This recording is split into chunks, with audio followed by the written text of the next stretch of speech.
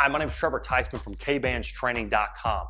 We're going to be working through the Kbands Live 110 workout, showing you how to utilize resistance bands for HIIT style training. The key is that you keep your pace high and really mimic the HIIT style workouts where we go high intensity, short amount of breaks. Remember to always work out through failure, and keeping full range of motion will help maximize our results. Let's get started. The Kbands Speed Skaters is going to give us great activation in our hips by working laterally on each individual jump. Explode from side to side and really try to gain ground. It's great for improving our cardiovascular endurance as well as our power from side to side. Every movement we make during this exercise, we need to make sure that we're explosive but yet under control. Lunge out through the resistance, catch, stabilize, and then accelerate again with your arms. Don't forget about the top half. You have to use powerful arms to get powerful jumps. Stay conscious of that and accelerate through an entire 30-second set. After you complete your 30-second set, you're going to take a short break of about 30 seconds. It'll be a 1-to-1 for 6 sets. Spike your heart rate, work to gain power in your legs, and move explosively side to side. Work through full range of motion through every single rep. Every time you have your legs spread, we get more muscle activation with Kbands. That's why they're great. You can do HIIT style body weight training routines and get full muscle activation with Kbands. The Kbands Power Skips is a powerful movement. You're going to explode up with your knee, working through the Kbands resistance, getting extra muscle activation in our hip flexor and quad every movement. You don't need a ton of room here. We just have to be explosive working vertically. Spin around, complete another rep, or move back down to the beginning of where you started. You can do this inside or even outside, but be explosive. Use your arm too.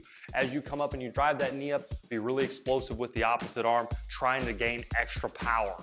Always keep soft landings. Whenever we're working for a powerful exercise, we want to make sure that we're not pattering on the ground. The softer we are during training with all of our footsteps, the safer we'll be during each exercise. Work through 6 power skips on both the right and the left for 4 total sets. For the Kbands jumping jacks, we're going to do the traditional jumping jack, but with resistance. What you'll notice is you get a little bit more muscle activation throughout your hips, but it'll be great to pair with other exercises. Complete 4 full-minute sets to really get warmed up and get the body moving. Also, keep in mind we want to get great range of motion with our arms. The longer your arms are, the more we're going to be getting movement out of our shoulders. So keep straight arms, reaching all the way up as high as you can, and then spread those legs out. It's not an up and down hop. We want to really move the legs and move the hands simultaneously. The victory rope lateral and vertical whips are going to be a great exercise to challenge our shoulders. Walk back from the fusion wall mount and put the victory rope around the wrist. That way we got a great stationary hold on that, and we're going to get in an athletic stance.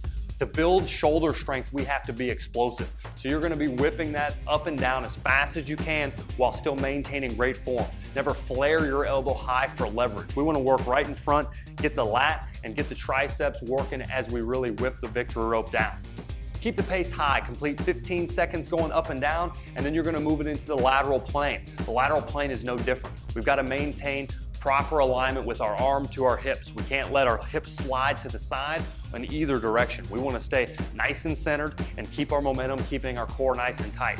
15-15 on the left and then 15-15 on the right, but we're going to maintain this with only 30-second breaks in between for 5 total minutes.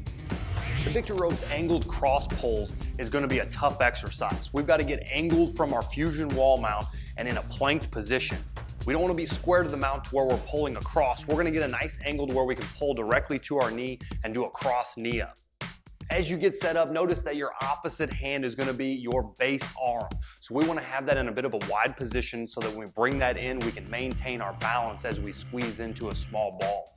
Notice now the victory rope's anchor strap is around our wrist so that we can stay nice and safe and it won't slide back towards the wall.